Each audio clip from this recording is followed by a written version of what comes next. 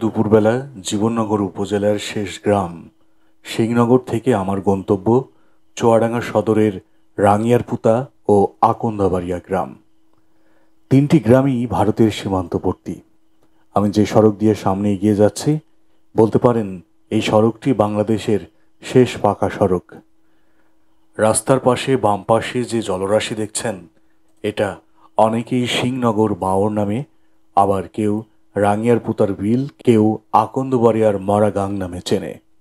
প্রকৃত অর্থে এটি চুয়াডাঙ্গা জেলার মানচিত্র থেকে হারিয়ে যাওয়া একসময়ের প্রবল খরস্রোত পুরাতন কপোতক্ষ নদী।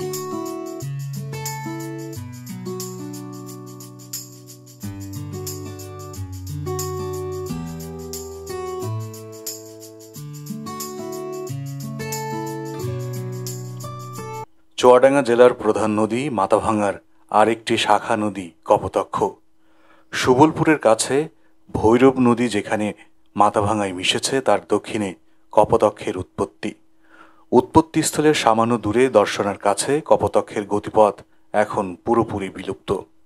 দর্শনা থেকে অনেক দক্ষিণে পুনরায় কপোতক্ষের অস্তিত্ব খুঁজে পাওয়া যায়, যেটি প্রথমে উত্তর ও পরে দক্ষিণমুখী হয়ে সন্তেশপুর, মনোহারপুর, ধোপাখালী, কালা ইত্যাদি স্থানের পাশ দিয়ে জীবননগরে পৌঁছেছে।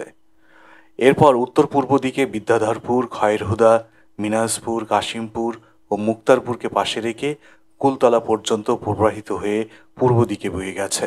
অতঃপর নিশ্চিন্তিপুর থেকে দক্ষিণমুখী অগ্রসর হয় এবং সর্পিল আকারে পুরন্দপুর, পেকুন্দা পেরিয়ে জেলার সীমান্ত রচনা করে পূর্ব দিকে এঁকে বেঁকে মারুবদাহের পাশ দিয়ে বয়ে গেছে। কপোতক্ষের আগে থেকে এই নদীর নাম কপোতক্ষ হয়েছে। চুয়াডাঙ্গা জেলার কোনো নদী এখন আর কপোতক্ষ নামে পরিচিত নয়। সম্ভবত গতিপথ আংশিক বিলুপ্ত হওয়ার কারণেই এই জেলায় কপোতক্ষ তার স্বনাম হারিয়েছে এবং যে ক্ষীণধারা এখনও অস্তিত্ব বজায় রেখেছে তা ভিন্ন নামে বা ভৈরব নামে প্রবাহিত হচ্ছে।